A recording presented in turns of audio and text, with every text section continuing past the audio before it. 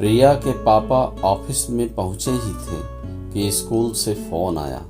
सुरीली आवाज़ में एक मैम बोली, सर आपकी बेटी जो 2nd क्लास में है, मैं उसकी क्लास टीचर बोल रही हूँ। आज पेरेंट्स टीचर मीटिंग है, रिपोर्ट कार्ड दिखाया जाएगा। आप अपनी बेटी के साथ टाइम से पहुँचें। बेचारे पापा क्या करते, मजबूरी थी। तुरंत छुट्टी लेकर घर से बेटी को लेकर स्कूल पहुंच गए। सामने गुलाबी साड़ी पहने, छोटी सी बिंदी लगाए, नई उम्र की गोरी सी लेकिन बेहद आकर्षक और तेज मैम बैठी थी। पापा कुछ बोल पाते कि इससे पहले लगभग डांटते हुए मैडम बोली, आप अभी रुकिए, मैं आपसे अलग बात करूंगी। पापा ने बेटी की तरफ देखा और दोनों चुपचाप पीछे जाकर बैठ गए। मैम बहुत गुस्से में लगती हैं। बेटी ने धीरे से कहा, तुम्हारा रिपोर्ट कार्ड तो ठीक है ना? उसी की तरह पापा भी धीरे से बोले, पता नहीं पापा, मैंने तो देखा नहीं। बेटी ने अपना बचाव किया। मुझे भी लगता है आज तुम्हारी मैडम तुम्हारे साथ मेरी भी क्लास लेंगी। पापा खुद को तैयार करते हुए बोले।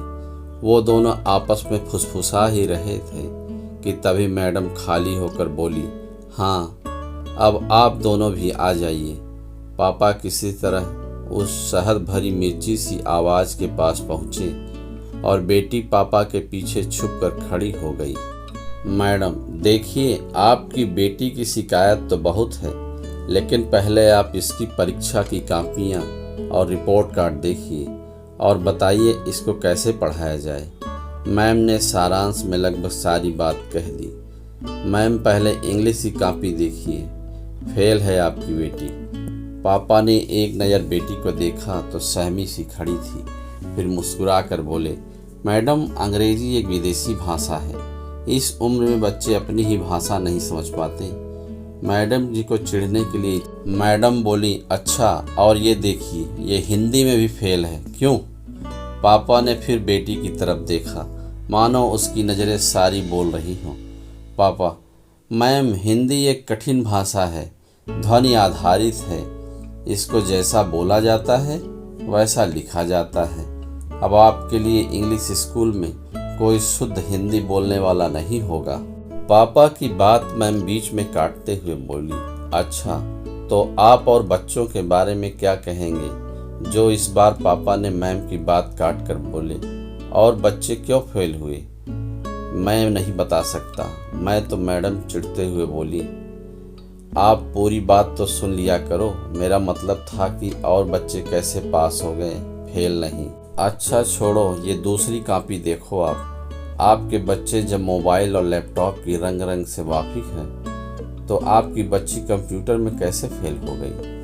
पापा इस बार कॉपी को गौर से देखते हुए और गंभीरता से बोले, ये कोई उम्र है कंप्यूटर पढ़ने और मोबाइल चलाने की? अभी तो बच्चों को फील्ड में खेलना चाहिए। मैम का पारा अब 7वें आसमान पर था। वो कॉपियाँ समेटते हुए बोली, साइंस की कॉपी दिखाने से तो कोई फ़ायदा नहीं, क्योंकि मैं भी जानती हूँ कि अल्बर्ट आइंस्टीन बचपन फेल होते थे।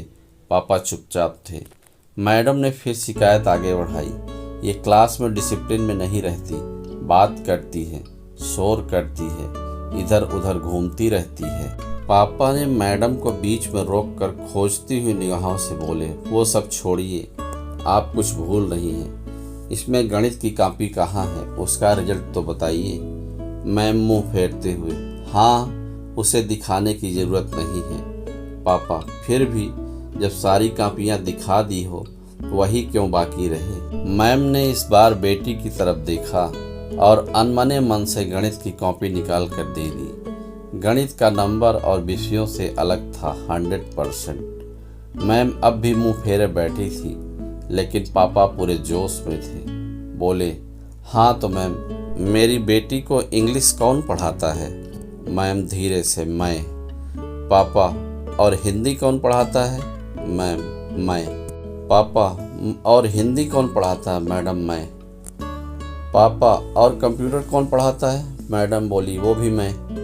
पापा, अब ये भी बता दीजिए कि गणित कौन पढ़ाता है?